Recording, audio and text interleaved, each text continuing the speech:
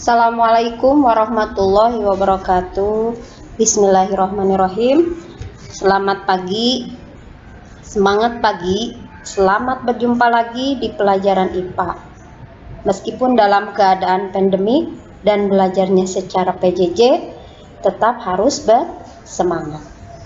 Pada hari ini kita akan mempelajari materi tentang energi dalam sistem kehidupan. Tujuan pembelajaran yang pertama, peserta didik dapat menjelaskan konsep energi. Yang kedua, peserta didik dapat menjelaskan sumber-sumber energi. Yang ketiga, peserta didik dapat menjelaskan perubahan-perubahan energi yang terjadi di alam dan di sekitar rumah. Sebelumnya, Ibu akan bertanya dulu. Mungkin kalian sudah tahu apa yang dimaksud dengan energi. Apa manfaat energi dalam kehidupan kita sehari-hari? Coba kita perhatikan. Yang pertama di sini ada gambar seorang anak yang sedang makan. Di sini anak makan, otomatis anak tersebut mendapatkan energi dari makanan. Jadi manusia mendapatkan energi dari makanan untuk menghasilkan apa? Tenaga. Supaya apa? Supaya bisa beraktivitas, supaya bisa bekerja, supaya bisa berusaha. Yang kedua, di sini ada kelapa yang jatuh. Kenapa yang namanya kelapa ini bisa jatuh? Karena di dalam kelapa tersebut ada energi yang disimpan sehingga menyebabkan kelapa itu bisa bergerak, bisa jatuh. Sekarang kita lihat yang ketiga. Gambar yang ketiga, ini seorang bapak yang sedang mengisi bensin ke dalam sebuah kendaraan. Mobil ini apabila tidak ada bensinnya, maka mobil tersebut tidak akan bergerak. Pada saat mobil ini diisi bensin, maka mobil ini bisa bergerak. Kenapa? Karena mobil tersebut mendapatkan energi dari bahan bakarnya. Jadi apa yang dimaksud dengan energi? Energi adalah kemampuan untuk melakukan usaha. Atau bisa juga yang namanya energi adalah kemampuan untuk melakukan suatu perubahan. Itu pengertian dari energi. Sumber-sumber energi. Sumber energi itu ada dua. Yang pertama, ada sumber energi yang tidak terbarukan. Kenapa dikatakan bahwa sumber energi tidak terbarukan? Karena pada saat energi ini habis, maka butuh waktu lama untuk memperbaharuinya. Butuh waktu berjuta-juta tahun, bermiliar-miliar tahun untuk memperbaharuinya. Salah satu contohnya apa yang tidak terbarukan? Yang pertama di sini contohnya adalah gas alam. Ya. Kemudian contoh lagi misalkan kita bisa melihat di sini ada batu bara. Kemudian ada penambangan minyak. Ya. Kemudian bisa juga salah satu contoh dari energi yang tidak terbarukan itu adalah nuklir. Ya. Itu contoh dari sumber energi yang tidak terbarukan. Ada lagi sumber energi yang kedua, yakni sumber energi yang terbarukan.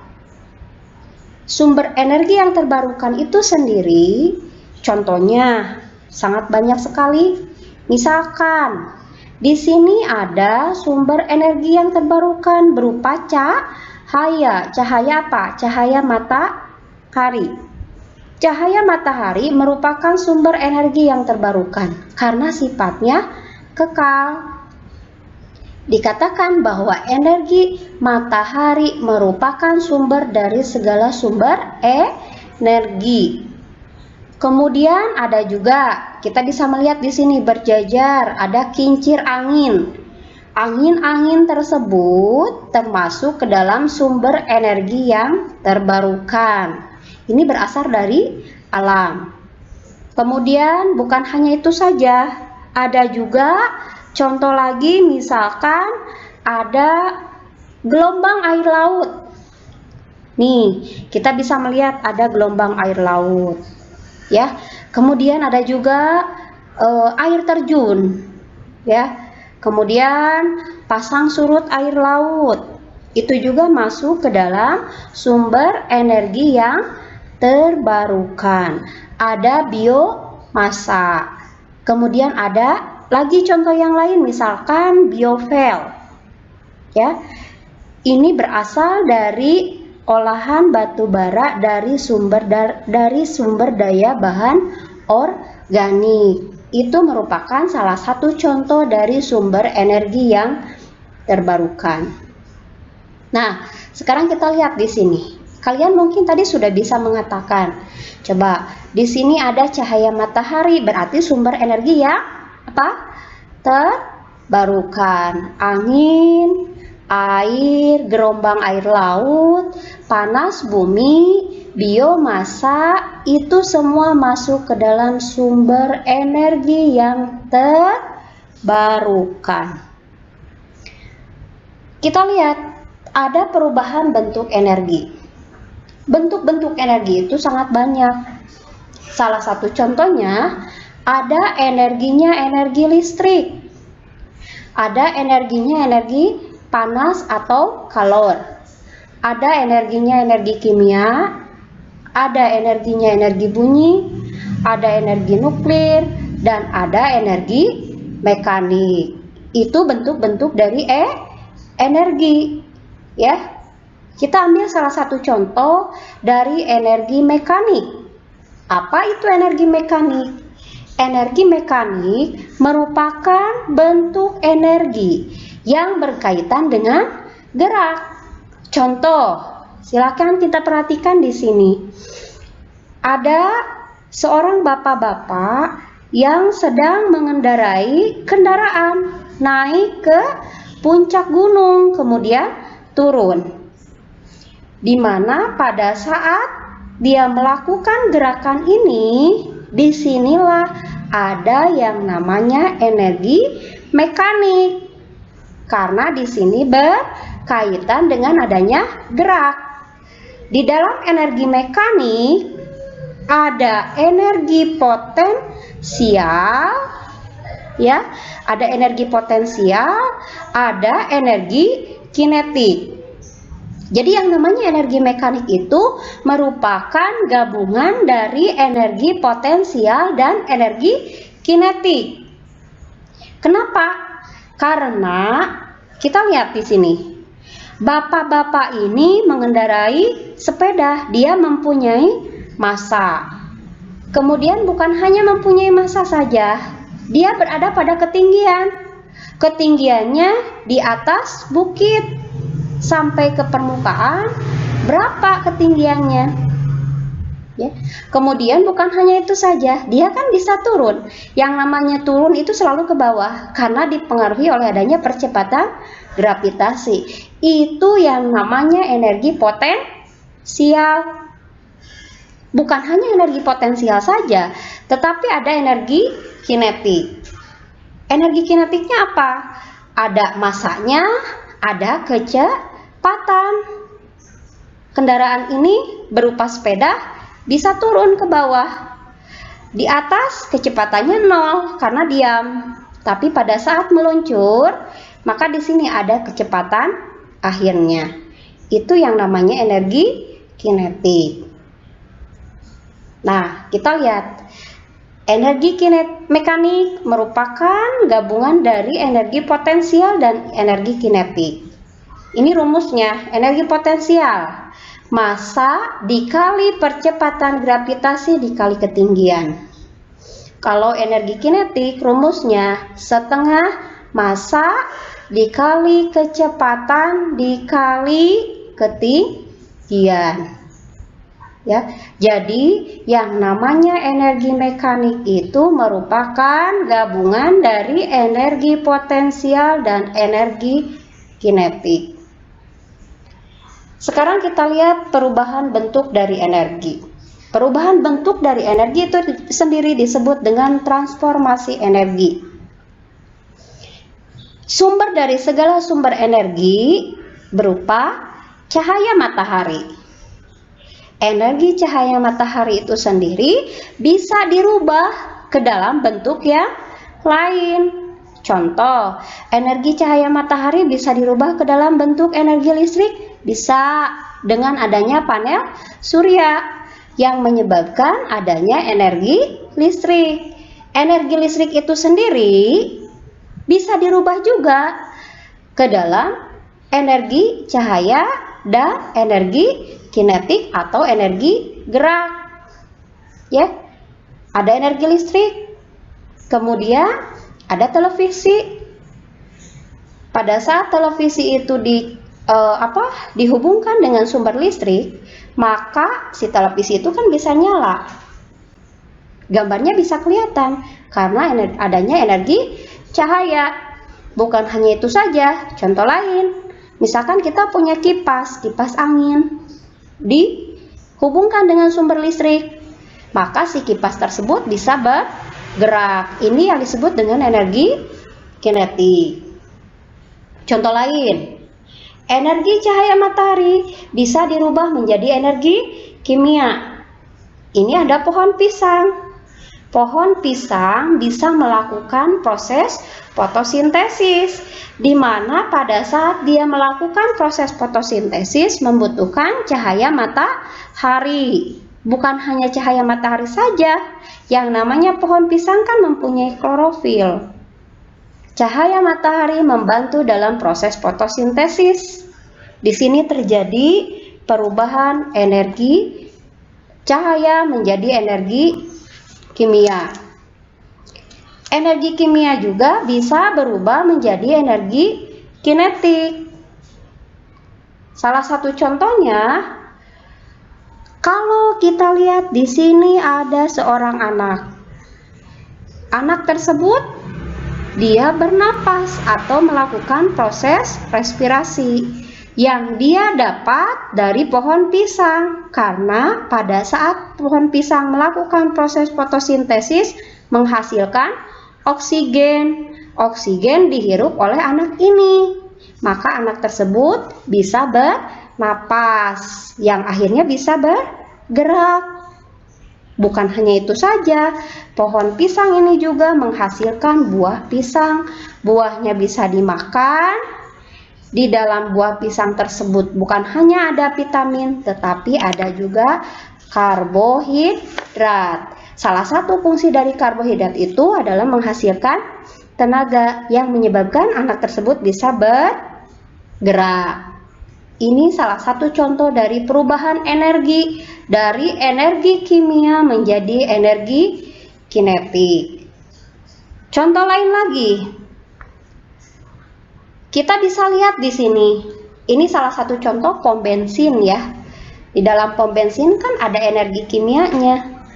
Ada mobil mengisi bahan bakarnya berupa bensin, berupa premium, atau bisa juga solar gitu ya. Yang menyebabkan mobil ini bisa bergerak. Ada perubahan energi yang terjadi dari energi kimia menjadi energi kinetik. Kita lihat beberapa contoh perubahan energi. Contoh dari perubahan energi. Yang pertama, energi listrik bisa menjadi energi panas. Misalkan pada setrika listrik, kemudian pada kompor listrik, atau bisa juga pada solder. Kita mau pakai bajunya itu kurang rapi, biar lebih rapi biasanya selalu di setrika. Setrika itu dihubungkan dengan sumber listrik, maka bisa menghasilkan panas. Contoh yang kedua. Contoh yang kedua, di sini ada energi listrik bisa dirubah menjadi energi cahaya. Misalnya pada lampu. Bisa terang di rumah karena ada lampu. Di sini kan ada proses perubahan energi dari energi listrik menjadi energi cahaya. Kemudian contoh lagi. Ada energi listrik bisa menjadi energi kimia. Pada saat proses penyetruman atau pengisian akumulator. Akumulator itu adanya di kendaraan. Kenapa sih kendaraan itu bisa bergerak? Karena kan di situ ada energi yang dirubah dari energi listrik menjadi energi kimia yang menyebabkan kendaraan tersebut bisa bergerak. Ada lagi, energi cahaya dirubah menjadi energi kimia. Contoh tadi proses fotosintesis yang terjadi pada tumbuhan. Ini beberapa contoh dari perubahan energi. Sekarang kita lihat transformasi energi di dalam sel. Transformasi energi di dalam sel baik pada tumbuhan maupun hewan itu akan terjadi. Contoh pada tumbuhan ada transformasi energi pada kloroplas. Karena tumbuhan itu mempunyai klorofil, di dalamnya ada kloroflasnya. Ini hanya dimiliki oleh tumbuhan saja. Yang namanya transformasi energi pada mitokondria, baik pada tumbuhan maupun hewan punya yang namanya sel mitokondria. Ya. Salah satu fungsi dari mitokondria itu adalah membantu dalam proses metabolisme dari sel. Nah, sekarang kita lihat di sini ada makanan. Makanan bisa dirubah menjadi energi dan menghasilkan panas atau kalor. Ini terjadi adanya proses katabolisme. Apa itu proses katabolisme? Proses katabolisme merupakan proses penguraian molekul kompleks menjadi molekul yang lebih kecil. Salah satu fungsinya untuk mendapatkan energi. Contohnya misalkan respirasi. Pada saat proses respirasi, yang kita dapatkan adalah C6H12O6. Ini karbohidrat, bukan hanya karbohidrat saja, tetapi dalam proses respirasi ada juga oksigen. Karbohidrat dan oksigen mengalami reaksi menghasilkan H2O. H2O itu berupa air. Bukan hanya air saja yang dihasilkan dari proses respirasi, ada juga CO2. CO2 itu apa? Karbodioksida. Dan menghasilkan energi. Ya. Sekarang kalau kita lihat,